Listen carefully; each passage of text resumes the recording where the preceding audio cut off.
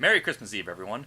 You know, as the holiday season is upon us, my mind tends to go to thoughts of gigawatts and flux capacitors. Yes, with Telltale releasing episode 1 of Back to the Future the game earlier this week, you knew I had to talk about it. If you saw the goofy video I posted the other day, you know how excited I was about this game. It's my favorite game company doing the sequel, essentially, to my favorite movie franchise, so you knew that I had to play the game and I would have to talk about it. And I've played through the game twice now, and I have several thoughts on it. And, I'm going to start with the negative things just to get it out of the way. The game is really short and really, really, really easy. Now, short, I mean, it's just one episode out of 5, and, short is typical for a Telltale episode. But it felt shorter than most other first Telltale episodes of seasons that I've played, and it was definitely the easiest Telltale episode I've ever played. There were only about 6 or so puzzles, all of which were extremely easy, and I realize why they do this. I realize they're trying to reach out to people who are less familiar with adventure games. You figure Back to the Future is a very widespread franchise. It has a huge fan base, and not everybody is going to want to figure out how to use a monkey wrench on a pipe to access a waterfall. Still, it was almost annoyingly easy at times. There were a couple of bugs at the game. I didn't have as many as some other people did, but the launch of the game was a little buggy, and it was a few hours before I could actually install the game so that it worked. But, I mean, obviously that should be taken care of by now. This is kind of typical in Telltale, but I was sometimes annoyed by the arbitrary places that you couldn't walk. There's one place in particular, you keep walking to visit Doc in his jail cell, and you can only walk along the sidewalk or cross the street at certain points, whereas it would be much less annoying to just be able to cross the street from the jail cell to get back to town square. I figure this is probably a camera angles thing or something. They didn't want to have to account for people crossing the street at random points. But it's still annoying to have to walk all the way back over to where Doc is, then walk all the way to the crosswalk, come over, and walk all the way back to town square. It's not annoying as, say, again, Monkey Island 2, where you have to travel from island to island to finish tasks, but it's still just irritating enough. My final negative point, I was not crazy about the explanation for why the DeLorean still exists after Part 3. It seemed a little too coincidental, a little too lucky, and it seemed like it was bringing up new types of science fiction that haven't been established in the movies, which was kind of unsettling. But it's only explained briefly, so either it's setting up for another plot point, in which case my opinion could turn around, or it was just so quick that I can ignore it, and so either way it's not a huge deal. But those are the negative points. The positive aspects. Everything else. The atmosphere was perfect. The voice acting was wonderful. Christopher Lloyd. I've met Christopher Lloyd in person. He's a very shy, quiet man. Obviously, Doc Brown is the exact opposite of that. And it's great to know that even at his age, he can still launch right into the Doc Brown character. He sounded wonderful.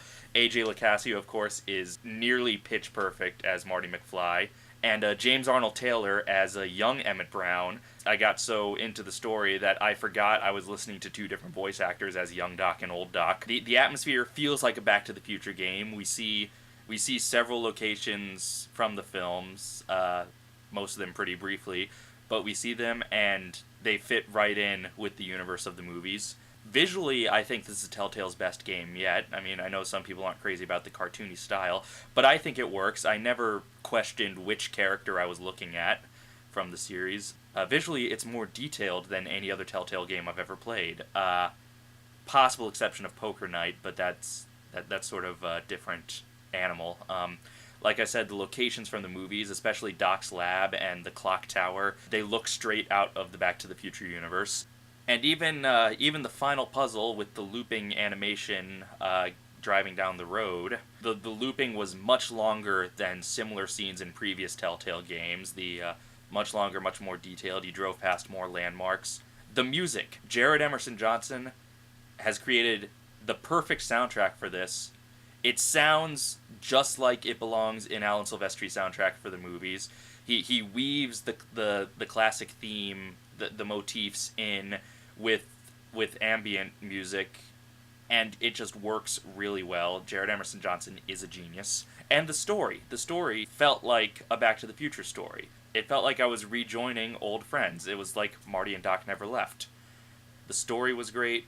You know, the visuals I loved, the voice acting I loved, the atmosphere, the tone. It was all very Back to the Future-y, and, you know, I don't know how much of that was Bob Gale's mandate and how much was just the Telltale crew being the right kind of Back to the Future fanboys, but no matter how they got to the point where it feels like a natural extension of the Back to the Future universe, much more so than the animated series, and even more so than the ride, which I loved. It's the perfect continuation of the Back to the Future story so far, and this is just part one. I'm sure as the story unfolds it will get even better, which is the case with most Telltale games. Tales of Monkey Island really started picking up story-wise, I remember, around episodes 3 and 4. So really, the game is great, except for the gameplay.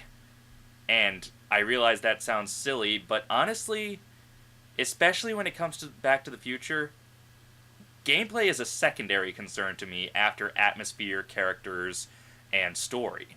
I care a lot about the Back to the Future stories, and I am much happier that we got a good story with mediocre puzzles than I would have if we had gotten great puzzles with a story that didn't feel like it belonged to Back to the Future.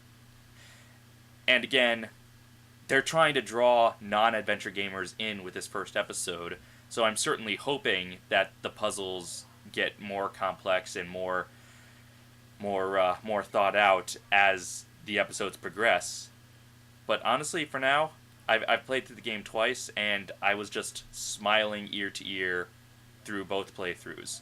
Even just the little touches I liked. Like, you can choose between 3 pop culture references for Marty to choose as his fake name for 1931, and the game will react accordingly. That's not a major thing, but just that little touch sort of gives me hope that in the future we'll be shaping the story a little more on our own as we control Marty. A lot of people are probably going to complain that the only action sequences are in cutscenes.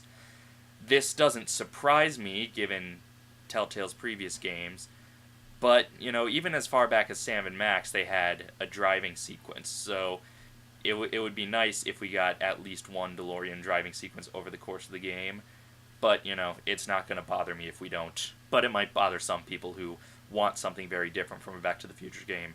But as for me, this is what I want. This is exactly what I wanted. A Back to the Future story that felt right, felt in keeping with the saga, and felt like visiting old friends again. It was great to play with Marty and Doc again, and I just can't wait until the next episode in February.